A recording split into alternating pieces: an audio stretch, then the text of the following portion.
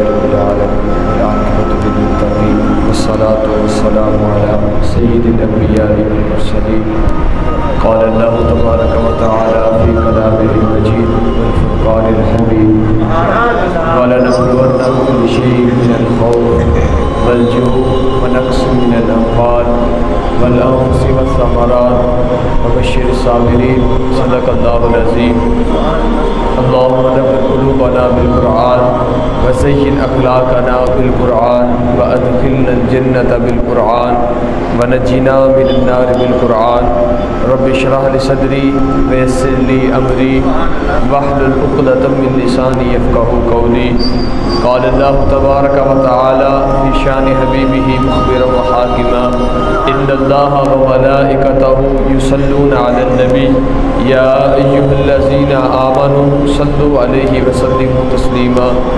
الصلاة والسلام عليك يا سيدي يا رسول الله. الصلاة والسلام عليك يا سيدي يا حبيب الله وعلى آلك وأصحابك يا سيدي يا رحمة للعالمين.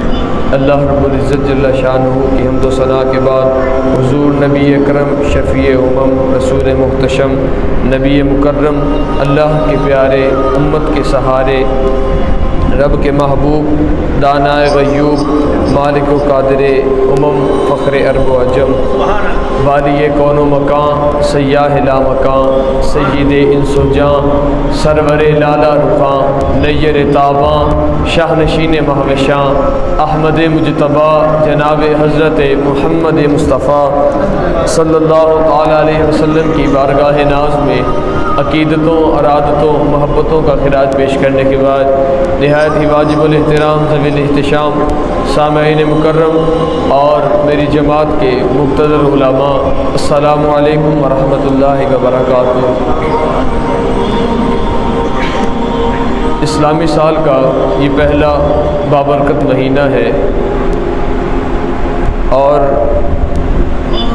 اسلامی سال کی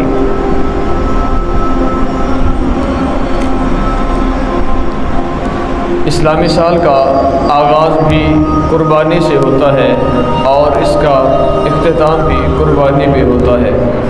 غریب و سادہ و رنگی ہے داستان حرم، غریب و سادہ و رنگی ہے داستان حرم، نہایت اس کی حسین ابتدا ہے اسماعیل۔ اس ماہ مقدس کی 10 تاریخ کو حضرت امام حسین رضی اللہ تعالی عنہ نے دشت نینوا کو میدان کربلا بنا دیا تھا۔ میں بات کو اس طرف لے چلوں گا لیکن پہلے کچھ تذکرے انبیاء کے۔ عادت باری تعالیٰ ہے اللہ جس کو جتنا بڑا مقام عطا فرماتا ہے پھر اسے آزمائش کی اتنی ہی بڑی راہ سے گزارتا بھی ہے۔ یاری تیری سونا پر ازمیشہ تیریاں اگ، سونا پر کیا جامد آئے نال اگاں دے لگ۔ اللہ جسے جتنا بڑا مقام عطا فرماتا ہے اس کے لیے امتحان بھی اتنا ہی بڑا ہوتا ہے۔ اللہ کے نبی ہیں حضرت ایوب علیہ السلام، ان کی معیشت بڑی مضبوط تھی۔ 40,000 بکریوں کا ریوڑ، 400 غلام، 40 باغ اور چاند جیسے 12 بیٹے بھی تھے۔ اللہ نے اپنے نبیوں کو ان کے سروں پہ نبوت کے تاج سجائے تو پھر مالک نے انہیں آزمایا کس طرح؟ اللہ نے فرشتے کو حکم دیا جاؤ میرے نبی کو پیغام دو کہ آزمائش کے لیے تیار ہو جائے۔ فرشتہ آیا، آ کر کے بتایا آپ کا رب آپ کو آزمانا چاہتا ہے، تیار ہو جائیے۔ تو حضرت ایوب علیہ السلام فرماتے ہیں کہ جے سونا میرے دکھ میں راضی تے میں سکھ نو چلے ڈاواں۔ فرماتے ہیں اگر رب آزمانا چاہتا ہے تو میں صبر کروں گا۔ حضرت ایوب علیہ السلام منبر پہ جلوہ فراز ہیں، تاحد نگاہ لوگ ہیں، آپ ان سے محو کلام ہیں۔ ایک غلام دوڑا دوڑا آیا اور آ کر کے عرض کرتا ہے حضرت غضب ہو گیا، 40,000 بکریوں کا ریوڑ پانی کی بے رحم موجیں بہا کے لے گئی۔ آپ نے صبر کیا۔ ابھی یہ وہیں پہ کھڑا تھا، بات سنا رہا تھا کہ ایک اور دوڑتا ہوا آیا اور آ کر کے عرض کرتا ہے حضرت غضب ہو گیا، 40 باغ ہوا کا تیز جھونکا اڑا کے لے گیا۔ کوئی پھل کھانے کے قابل نہیں بچا، سارے کے سارے باغ تباہ و برباد ہو گئے، آپ نے صبر کیا۔ ایسا نہیں ہوا کہ ایک امتحان کے بعد دوسرے امتحان میں 6 ماہ کا وقفہ ڈال دیا گیا ہو۔ ہمارے کاروبار میں چھوٹے سا کوئی نقصان ہو جائے، ہماری فصلوں کے اندر اگر کوئی تھوڑا سا نقصان ہو جائے، ہمارے حالات یہ ہو جاتے ہیں، دروازے پہ فقیر بھی آتا ہے نا 10 روپے مانگنے کے لیے، ہم اسے بھی کہتے ہیں کہ یار اس دفعہ فصل خراب ہو گئی تھی، اس دفعہ کاروبار میں نقصان ہو گیا تھا۔ اللہ کے نبی دیکھیے سارے امتحان ایک ہی وقت میں لیے گئے۔ ابھی یہ دونوں وہیں پہ کھڑے بات سنا رہے تھے، ایک اور آیا سانس پھولی ہوئی ہے اور آ کر کے عرض کرتا ہے حضرت بڑی بری خبر ہے، آپ کے 12 بیٹے کسی کے ہاں مہمان بنے تھے، مکان کی چھت گری اور 12 کے 12 بیٹے شہید ہو گئے۔ اولاد مند کا قرار دل کا چین ہوتی ہے، عصائے پیری ہوتی ہے، لیکن آپ نے اس پہ بھی صبر کیا۔ آپ کے سارے جسم پہ زخم آئے، آپ نے صبر کیا۔ شہر والوں نے شہر سے نکال دیا، آپ نے صبر کیا۔ زخم جب نوکے زبان کی طرف بڑھنے لگے، صرف زبان محفوظ تھی، جب وہ بھی زخمی ہونے لگی تو اللہ کے نبی عرض گزار ہوئے۔ ہمیں جب کوئی مصیبت آتی ہے تو ہم بھی رب کی بارگاہ میں فریاد کرتے ہیں، لیکن ہمارا انداز کچھ اس طرح کا ہوتا ہے کہ جو رب کی بارگاہ میں مناسب نہیں ہوتا۔ ہم کہتے ہیں مالک ساری آزمائشیں میرے لیے، کیا ساری مصیبتیں میرے ہی لیے بنائی تھی؟ کیا میرے سوا اور تیرا کوئی بندہ نہیں ہے؟ کچھ اس طرح کے یا اس سے بھی سخت الفاظ ہم رب کی بارگاہ میں کہہ دیتے ہیں، لیکن اللہ کے نبی جب عرض گزار ہوئے تو محبت کی زبان بولی۔ عرض کرتے ہیں مالک 40,000 بکریوں کا ریوڑ گیا، میں نہیں بولا۔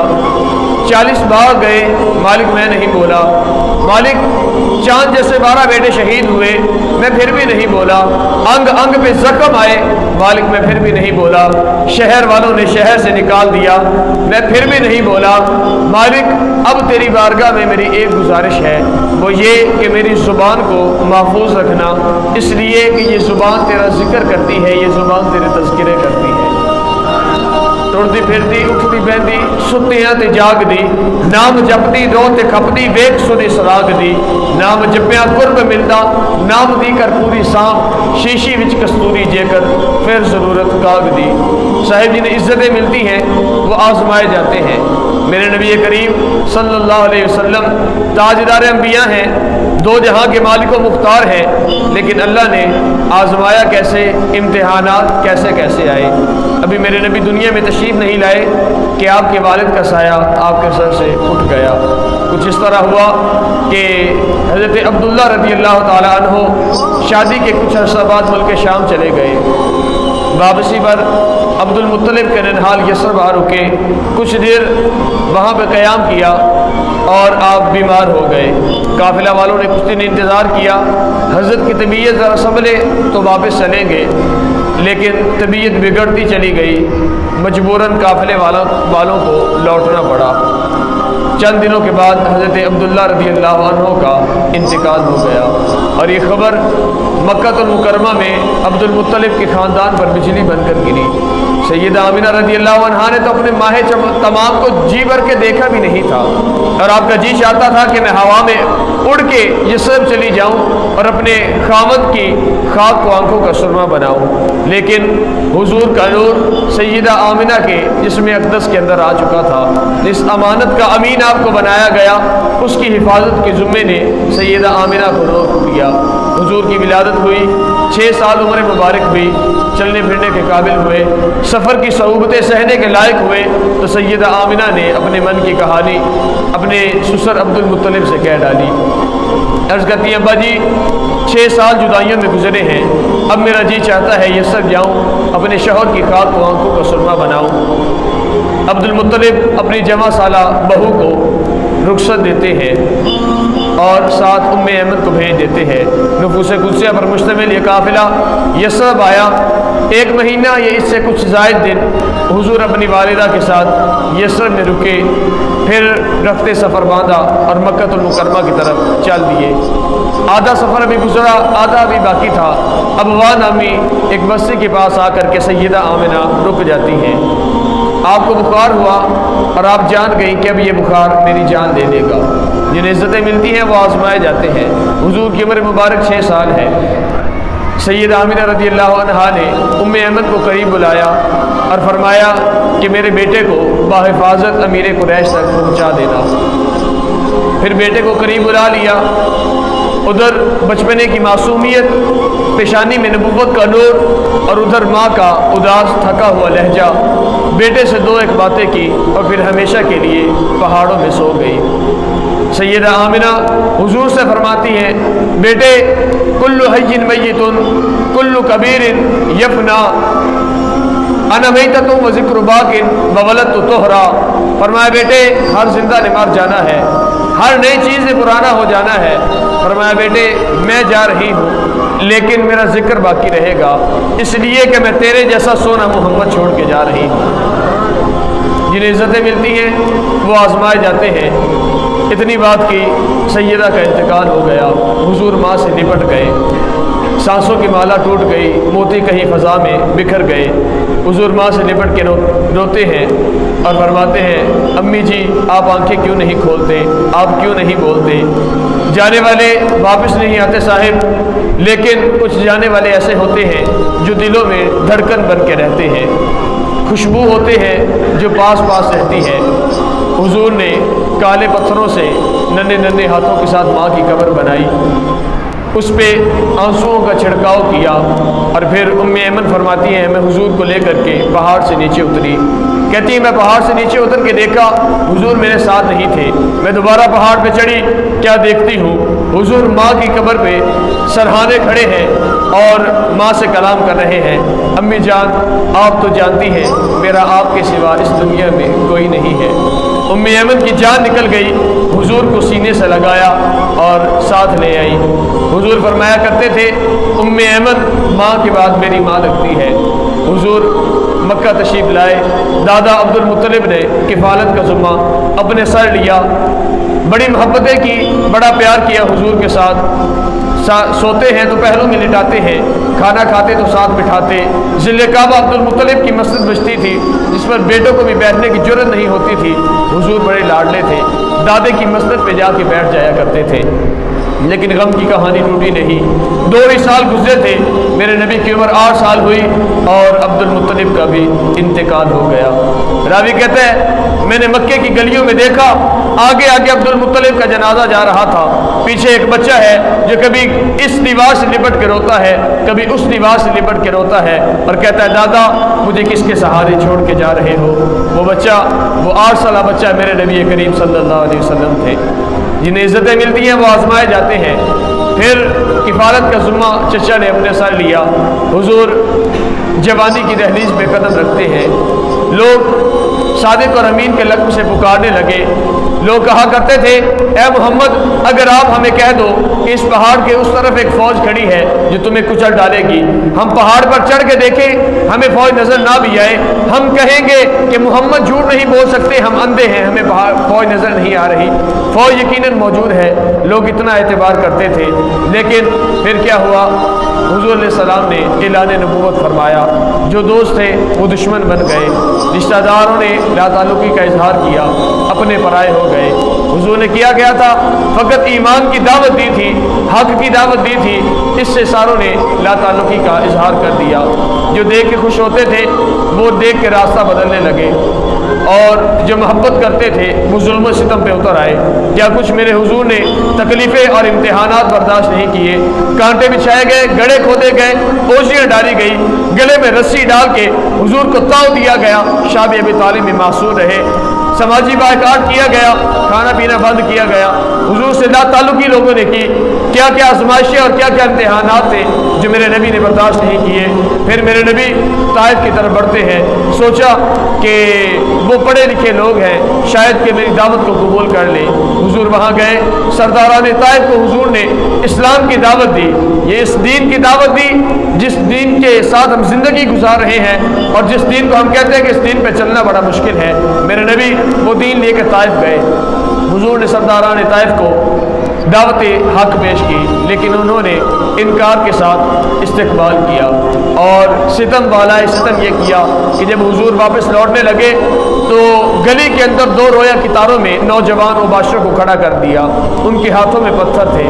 میرے حضور گزرنے لگے، انہوں نے پاؤں پہ پتھر مارا، حضور کے پاؤں مبارک سے خون نکلا، درد سے حضور نے پاؤں مبارک اٹھا لیا، انہوں نے دوسرے پاؤں پہ پتھر مارا، شدت درد سے میرے حضور بیٹھ جاتے ہیں۔ 2 نوجوان اوباش آگے بڑھے، حضور کو کندھوں سے پکڑ کے کھڑا کر دیا، پھر قدمین شریفین پر پتھر برسانے لگے۔ میرے نبی کے قدمین شریفین لہو لہان ہو گئے۔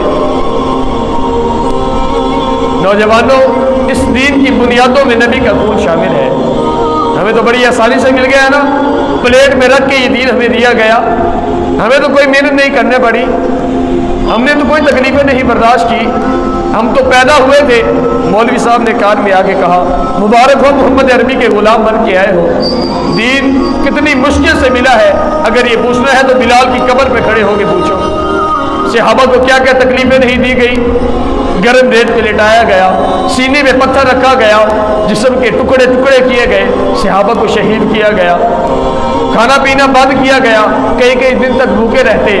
ایک صحابی کہتے ہیں بڑے دنوں سے فاقے تھے، ہم بھوک میں رہ رہے تھے، ایک دن کہتے ہیں میرا کسی تر چیز کے اوپر پاؤں آیا تو پتہ چلا وہ چیز گیلی ہے، بھوک کی شدت اتنی تھی، صحابی فرماتے ہیں میں نے اٹھا کے وہ چیز کھا لی، لیکن آج تک مجھے پتہ نہیں چلا وہ کیا چیز تھی۔ یہ دین آسانی سے نہیں ملا، بڑی مصیبتیں اور صعوبتیں برداشت کرنے کے بعد یہ دین ہم تک پہنچا ہے۔ پھر کیا ہوا؟ ساری مصیبتوں کے بعد میرے حضور کی زندگی میں ایک خوشی آئی۔ حضور تشریف فرما ہے، آپ کی گود میں 2 شہزادے کھیل رہے ہیں، ایک کا نام حضرت ابراہیم ہے اور دوسرے کا نام امام حسین رضی اللہ عنہ ہے۔ حضور ان سے محبت فرما رہے ہیں، کبھی کسی کا ماتھا چومتے ہیں، کبھی کسی کی گال تھپکاتے ہیں، حضور شفقت فرما رہے ہیں۔ لیکن اسی دوران فرشتہ بیان پہنچا، آ کے کہتا ہے اللہ کا پیغام ہے، ان 2 شہزادوں میں سے ایک کو اپنے پاس رکھ لے اور ایک کو اللہ مانگ رہا ہے۔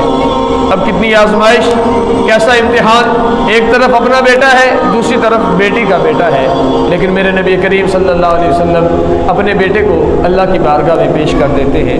پھر حسین ابن علی سے بے پناہ محبتیں کی، حضور علیہ السلام نے بڑا پیار کیا، ان کے لیے سواری بن جایا کرتے، انہیں کندھوں پہ بٹھاتے، نماز میں جاتے وہ قبر پہ آ کے بیٹھ جاتے، حضور ان کے لیے تسبیحات بڑھا دیتے، کبھی ان کا گلا چومتے ہیں، کبھی ان کی زبان چوستے ہیں۔ حضور نے بے پناہ محبتیں حسین ابن علی سے فرمائی، لیکن فرشتہ پھر آ گیا اور آ کے پیغام دیا کہ آپ کے اس نواسے کو، آپ کے شہزادے کو میدان کربلا میں شہید کر دیا جائے گا۔ جنہیں عزتیں ملتی ہیں وہ آزمائے جاتے ہیں، ان کے لیے بڑے بڑے امتحانات آتے ہیں۔ میں واقعہ نہیں سناؤں گا، پیغام آپ کے نام چھوڑ کے بات کو سمیٹ لوں گا۔ حسین ابن علی میدان کربلا کی طرف بڑھتے ہیں اور کرب و بلا میں آ کے عظیمت کی داستان رقم کرتے ہیں۔ آج اس داستان کو ایک کہانی بنا دیا گیا۔ ہم نے 1 سال کے بعد محافل سجائی، اکٹھے ہوئے، لنگر کا اہتمام کیا، ایک شخص کو ہم نے سٹیج پہ بٹھایا، اس نے ہمیں وہ کہانی سنائی، ہم نے لنگر تقسیم کیا، ہم نے سبیلیں لگائی، کسی نے کالے کپڑے پہنے، کوئی سفید پہن کے آ گیا، ہر بندے نے اپنی طرح سے امام حسین کے اس ظلم کی کہانی کو دہرایا، ہم نے سنا، وہ کہانی اپنے بچوں کو یاد کرائی اور پھر ہم اپنے اپنے گھروں کو چلے گئے۔ لیکن ہم نے یہ نہیں سوچا کہ حسین ابن علی میدان کربلا میں کس لیے آئے تھے، یزید سے ہماری دشمنی کیا ہے، ہم کیوں نام یزید کو گالی کے طور پہ سمجھتے ہیں؟ اس لیے کہ اس نے امام حسین کو شہید کیا، امام حسین کو ناحق قتل کیا۔ لیکن ذرا یہ بھی تو دیکھو نا کہ جب امام حسین کو قتل نہیں کیا تھا، آپ کو شہید نہیں کیا تھا، سارا خاندان نبوت جب وہ گلشن موجود تھا تب حسین ابن علی یزید کے خلاف کیوں نکلے تھے؟ تب تو حسین ابن علی کو کچھ نہیں کہا تھا، ابھی تو جنگ نہیں ہوئی تھی، ابھی تو پانی بند نہیں کیا تھا، ابھی تو معصوم علی اصغر کو شہید نہیں کیا تھا، ابھی تو علی اکبر کی جوانی جو ہے وہ میدان کربلا میں لوٹی نہیں تھی، ابھی تو اس نے کوئی ظلم نہیں کیا تھا، پھر حسین ابن علی کیوں جو ہے وہ اپنے بچوں کو لے کر کے میدان کربلا میں آئے تھے؟ کیا ہم نے کبھی اس پیغام کو سمجھنے کی کوشش کی؟ نہیں صاحب، وہ وجہ یہ تھی، حسین ابن علی خود فرما کے آئے تھے کہ میرے جیسا اس جیسے کی بیعت نہیں کر سکتا، اس لیے کہ یزید جو ہے وہ فاسق ہے، فاجر ہے، وہ قاتل نفس ہے، وہ شراب پینے والا ہے۔ صاحب میں آپ سے کہنا چاہوں گا، اگر حسین ابن علی اس وجہ سے جا کے یزید کے سامنے کھڑے ہوئے تھے، اس وجہ سے جا کے باطل سے ٹکرائے تھے، تو پھر آج جس شخص کے اندر بھی یہ صفات پائی جائیں گی اس شخص کے لیے حسین ابن علی نکلیں گے۔ یزید کے لیے اس سے نکلے تھے، وہ شراب پینے والا تھا، وہ اعلانیہ گناہ کرنے والا تھا، وہ زنا کرنے والا تھا، وہ صحابہ کی گستاخیاں کرنے والا تھا۔ آج اگر کسی شخص کے اندر یہ ساری صفات پائی جائیں، اس کے باوجود وہ کہے کہ میں حسینی ہوں، تو کیا اسے شرم نہیں آنی چاہیے؟ آج ہم شراب بھی پینے والے ہوں، صحابہ کی گستاخی بھی کرنے والے ہوں، آج ہم اعلانیہ گناہ بھی کرنے والے ہوں، آج جو ہے ہم بے ادب بھی ہوں، اور ساری وہ علامات ہمارے اندر پائی جائیں کہ جو حسین ابن علی نے یزید کے اندر دیکھ کے اس کے خلاف اعلان جنگ کیا تھا، اگر ساری باتیں ہماری اندر پائی جائیں تو کیا آج حسین ابن علی ہمارے خلاف اعلان جنگ نہیں کریں گے؟ کیا ہمیں دیکھ کے حسین ابن علی کا جو ہے کلیجہ ٹھار جاتا ہوگا؟ نہیں صاحب، وہ کربلا کا میدان کس وجہ سے لگا تھا، کس پیغام، وہ حسین ابن علی نے ہمیں پیغام کیا دیا تھا، ہم نے اس پیغام کو چھوڑ دیا۔ سال کے بعد ہم اکٹھے ہوئے، ہم نے سبیلیں لگائی، لنگر کا اہتمام کیا، یہ ساری چیزیں اچھی ہیں، ہم نے حسینی ہونے کے دعوے بھی کیے، ہم نے نعرے بھی لگائے، ہاں واقعتاً ہم حسینی ہیں، لیکن افسوس کہ ہم نے حسینی پیغام کو اپنایا نہیں، ہم نے وہ وجہ سمجھی ہی نہیں جس کے لیے حسین ابن علی نے سارا خاندان نبوت جا کے کربلا میں لوٹا دیا تھا، جس کے لیے معصوم علی اصغر نے جان دی تھی، جس کے لیے جو ہے وہ جوان علی اکبر نے اپنی جوانی پیش کی تھی۔ اس پیغام کو اگر ہم اپنی نسلوں کے اندر راسخ نہیں کر سکے تو پھر ہم حسینیت کو اپنا نہیں سکے۔ اگر وہ پیغام، حسین ابن علی کسی کہانی کا نام نہیں ہے، حسین ابن علی ایک عقیدے کا نام ہے جسے نسلوں کے اندر منتقل کرنے کی ضرورت ہے، جسے اپنی ذات کے اندر راسخ کرنے کی ضرورت ہے۔ اگر ہم ایسا نہیں کر سکے تو پھر حسینیت کے دعوے، حسینیت کے نعرے سارے کھوکھلے ہیں اور یہ ساری چیزیں بہت پیچھے رہ جاتی ہیں۔ میدان کربلا کوئی ایک بار نہیں لگا، میدان کربلا امام حسین سے پہلے بھی کئی بار لگا اور اس کے بعد بھی کئی بار لگا تھا۔ یہ کربلا روز بپا ہوتی ہے۔ یہ کچھ عرصہ قبل جب حضور غوث اعظم رضی اللہ عنہ کے مزار پہ گولے پھینکے گئے تھے، کیا وہ حضور کے نواسے نہیں؟ کیا وہ حضور کی اولاد نہیں؟ کیا تب میدان کربلا نہیں لگا تھا؟ پھر یہ میدان کربلا ملک شام میں لگا تھا جب میرے نبی کے صحابہ کے جسموں کو قبروں سے نکال کے بے حرمتی کی گئی۔ افغانستان میں یہ میدان کربلا روز لگتا رہا، بار بار یہ میدان کربلا لگا، مسلمانوں کے گلے کاٹے گئے، ان میں پیٹرول بھرا گیا، مسلمانوں کو جہازوں میں بند کر کے جو ہے وہ جہازوں کو فضا میں لے جا کے جو ہے وہ مسلمانوں کے اعضاء کاٹ کاٹ کے ان کی دھچیاں جو ہے وہ فضا میں بکھیری گئی، کسی کا سر گر رہا ہے، کسی کا بازو گر رہا ہے، کسی کا ہاتھ گر رہا ہے، وہ بھی میدان کربلا تھا۔ لیکن حسینیت کہاں تھی؟ صرف نعروں تک محدود تھی۔ کیا ہم باہر نکل کے باطل سے ٹکرا گئے تھے؟ کیا آج کربلا بپا نہیں ہے؟ کیا آج کشمیر میں ماؤں بیٹیوں کی عزتیں محفوظ ہیں؟ کیا وہاں پہ نوجوان جو ہے وہ کٹ نہیں رہے؟ کیا وہاں پہ یزید دندناتا نہیں پھر رہا؟ کیا بیت المقدس میں مسجد کی بے حرمتی نہیں ہو رہی؟ کیا قرآن مجید کی جو تقدس، اس کی تقدیس کا ہم نے ذمہ اٹھایا تھا، کیا ہم نے اسے نبھا لیا ہے؟ نہیں، یزید آج بھی ظلم کر رہا ہے، لیکن حسینیت خاموش بیٹھی ہے۔ حسینی کردار ادا کرنے کی ضرورت ہے، صرف حسینی نعروں سے ہم حسینی نہیں ہو جائیں گے۔ یہ میدان کربلا کچھ عرصہ قبل 14 اگست کے دن لگا تھا، جب 10 لاکھ لوگ ایک ملک سے، ایک زمین سے دوسری زمین کی طرف ہجرت کرتے ہیں۔ ان کا مقصد کیا تھا؟ وہ یہ مقصد لے کے نکلے تھے کہ ہم نے جو ہے ایک ایسی جگہ حاصل کرنی ہے، ایک ایسا ملک حاصل کرنا ہے، ایک ایسا خطہ حاصل کرنا ہے جس میں آزادانہ اسلام کی تعلیمات پہ عمل کر سکیں گے۔ لیکن مجھے بتائیں صاحب 10 لاکھ لوگوں نے 14 اگست کے دن جو میدان کربلا لگا تھا اس کے اندر جو ہے اپنی جانیں پیش کی. ماؤں نے اپنی جو ہے وہ بیٹیوں کی عزتیں اپنی آنکھوں کے سامنے تاتار ہوتی دیکھی. جب جوان بیٹوں کے لاشیں جو ہے وہ بوڑھے باپوں نے اپنی آنکھوں کے سامنے گرتے ہوئے دیکھے. وہ میدان کربلا لگا, پھر یہ ملک حاصل کیا گیا. لیکن کیا ہم نے حسینی ہونے کا کردار ادا کر دیا؟ اس ملک کو حاصل کر کے کیا ہم نے جو ہے وہ اسلام کا کلہ بنا دیا؟ یہاں تو یہ ہو رہا ہے کہ 14 اگست کا دن آتا ہے تو نوجوان جو ہے وہ موٹر سائیکل کے سائلنسر نکال کے جو ہے وہ ون ویلنگ کرتے ہوئے نظر آتے ہیں.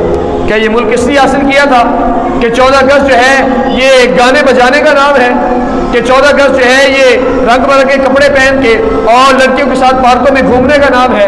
نہیں صاحب, 14 اگست جو ہے وہ میدان کربلا کی یاد دلاتا ہے.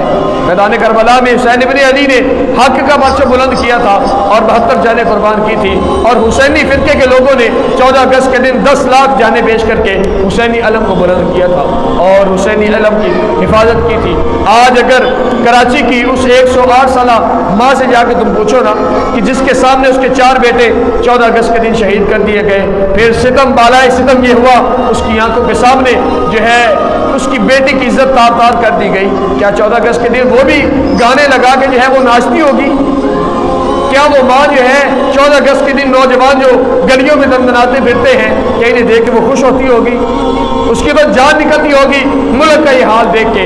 نوجوانوں, میدان کربلا پہلے بھی کئی بار لگا, اس کے بعد بھی کئی بار لگا, اور مزید یہ کئی بار لگتا رہے گا. کئی بار ہمیں اپنے گود کے پالے ہوئے میدان کربلا میں کہانے ہوں گے. اس کے لیے ضروری یہ ہے حسینی پیغام کو سمجھا جائے, اسے اپنی زندگی کے اندر راسخ کیا جائے اور حسینی پیغام کو نسلوں تک منتقل کیا جائے. دعا ہے اللہ رب العزت قابل عمل باتوں پہ عمل کر کے زندگی کی راہ درست کرنے کی ہمیں توفیق نصیب فرمائے. وما علینا الا البلاغ.